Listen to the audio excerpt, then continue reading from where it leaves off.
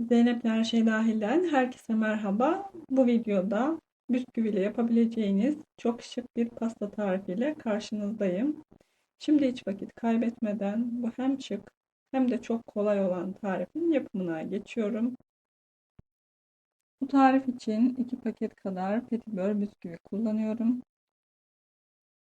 Bisküvileri çok küçük olmayacak şekilde kırıyorum.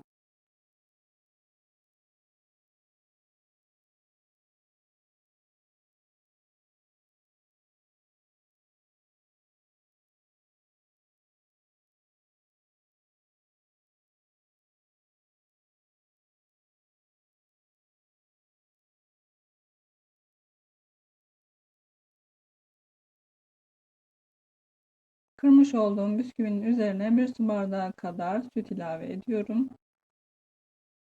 3 yemek kaşığı kadar eritmiş olduğum tereyağını ilave ediyorum.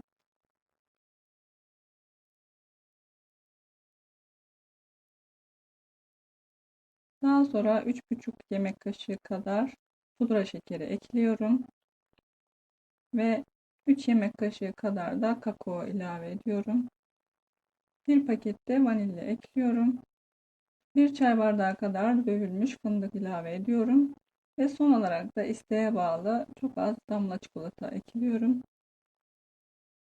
Ve eklediğim bütün malzemeleri çok fazla ezmeden güzel bir şekilde karıştırıyorum.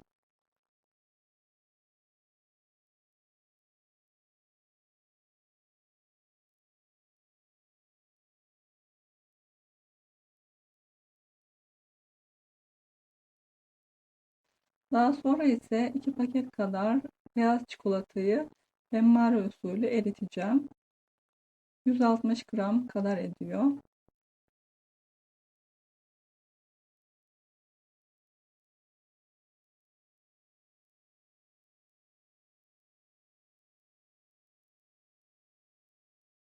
Ve eritmiş olduğum çikolatayı bu şekilde silikon kalıplarının taban kısmına döküyorum. Bir tatlı kaşığı kadar ekliyorum.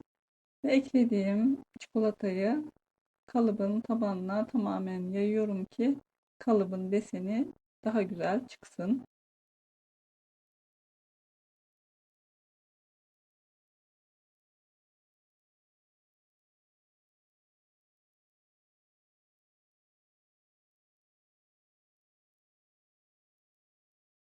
Çikolatayı taban kısmına yaydıktan sonra üzerine bisküvili karışımı ekliyorum ve kaşıkla bastırıyorum. Tamamen kalıbın içini dolduruyorum ve olabildiğince burada bastırmaya çalışıyoruz.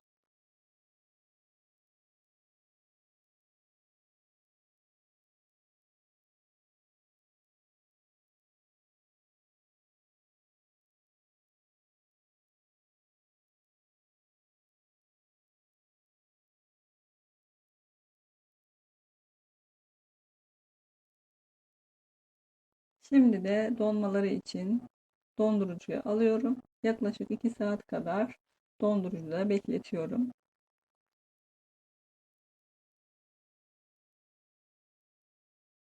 2 saat sonunda dondurucudan alıyorum ve şimdi de kalıbın içerisinden çıkartıyorum. Gördüğünüz gibi kalıbın deseni çok güzel bir şekilde çıktı. Hem çok şık hem de çok lezzetli sunum yapabileceğiniz çok güzel bir pasta tarifi. Yapımı da gördüğünüz gibi çok kolay. Dilerseniz dondurucuda bu şekilde uzun süre saklayabilirsiniz. Ani bir misafir geldiğinde hemen servis edebileceğimiz güzel bir ikramlık. Bizim için de büyük bir kolaylık olacaktır. Diğer kalıbın desenini de çıkartmak istiyorum ve onu da görelim. Gördüğünüz gibi o da çok güzel olmuş. Yapacak olanlara şimdiden afiyet olsun diyorum. Videoyu izlediğiniz için teşekkür ediyorum. Eğer videoyu beğeniyorsanız beğenmeyi ve daha fazla videodan haberdar olmak için kanalıma abone olmayı unutmayın. Daha farklı ve daha güzel videolarda görüşmek üzere. Benden şimdilik bu kadar. Allah'a emanet olun. Hoşça kalın.